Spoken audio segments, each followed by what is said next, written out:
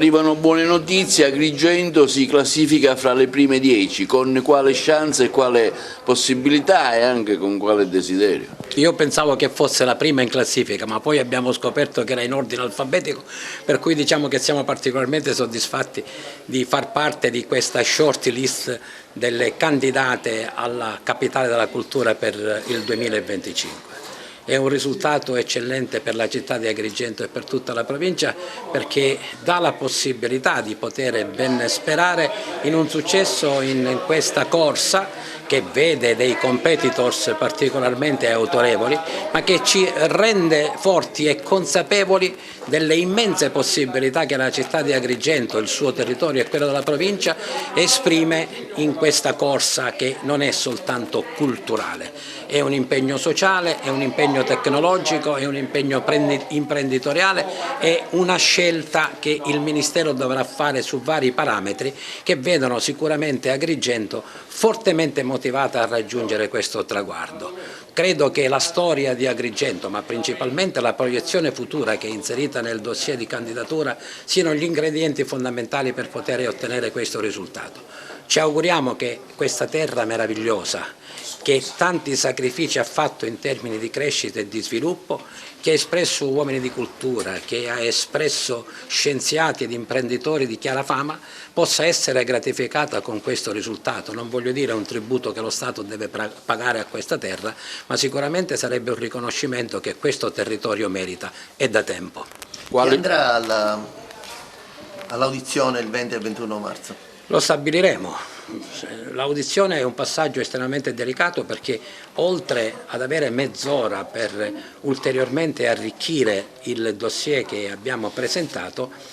l'altra mezz'ora è dedicata alle domande che i giurati dovranno fare alla commissione che si presenterà, quindi avremo tempo per decidere chi degnamente potrà rappresentare questa città candidata e chi vuole comunque partecipare lo potrà fare tranquillamente anche da casa, perché è prevista una diretta streaming sul canale YouTube del Ministero e ci auguriamo che in tanti possano seguire, perché il sostegno dei cittadini, se non il contributo determinante, può essere un grande contributo a questa fatica che, lo ripeto, non è soltanto dell'amministrazione o del consorzio o dello staff, ma è una fatica che dovrà essere sostenuta da tutti i cittadini che prima di noi dovranno credere in questo risultato. Sindaco, si aspettava di essere tra le prime 10? Mi aspettavo sì, perché abbiamo lavorato tanto, da 1 anno e mezzo, un progetto ambizioso, poi Agrigento ha tutte le carte in regola per essere candidata a capitale della cultura 2025, siamo stati selezionati tra le prime 10 città, unica città siciliana, quindi le premesse sono buone, continueremo a lavorare al massimo per i progetti futuri che già abbiamo in cantiere, cercheremo di arricchire questo patrimonio letterario e culturale per la nostra città e a fine marzo poi si saprà il verdetto finale.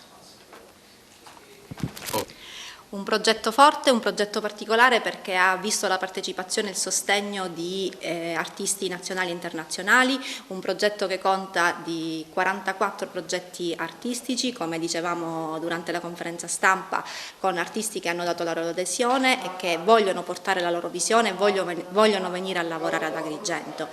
Un progetto che, una vittoria oggi, un riconoscimento, entrare nella short list non scontato, del quale noi siamo assolutamente felici, ma il lavoro non finisce qui. Adesso ci prepareremo per lavorare all'audizione che si terrà a Roma il 20 di marzo, quindi rimbocchiamoci le maniche e speriamo di arrivare fino alla fine. Ricordiamo quanti erano i progetti che hanno partecipato alla selezione?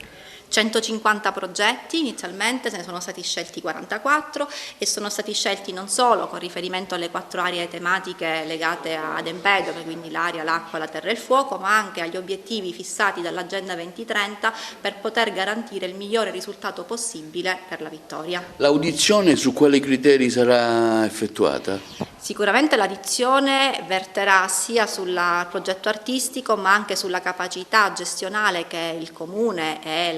il Comitato organizzatore mostrerà ai componenti della giuria. Significa che bisogna dimostrare competenze, esperienza e capacità di portare a termine il progetto. Un punto essenziale è quello legato al budget, alla solidità dei progetti, abbiamo nomi, cognomi, artisti e quindi questo andremo a portare sul tavolo della Commissione.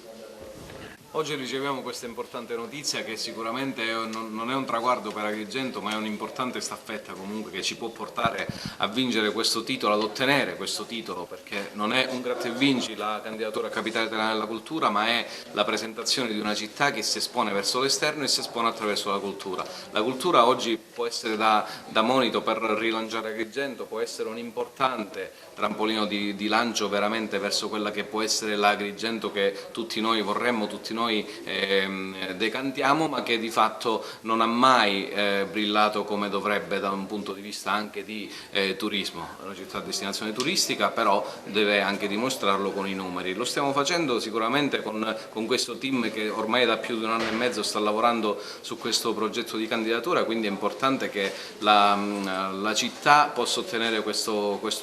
importante riconoscimento dal Ministero. Oggi siamo felici di avere ricevuto, diciamo, la notizia di essere rientrate nella shortlist delle 10 città selezionate. Sicuramente abbiamo un vantaggio essendo l'unica città della regione siciliana candidata, ormai è rimasta tra le candidate, una che rappresenta il Sud Italia. Abbiamo un progetto che è veramente importante, un dossier che è stato preparato bene e tante altre cose che ci sono in pentola.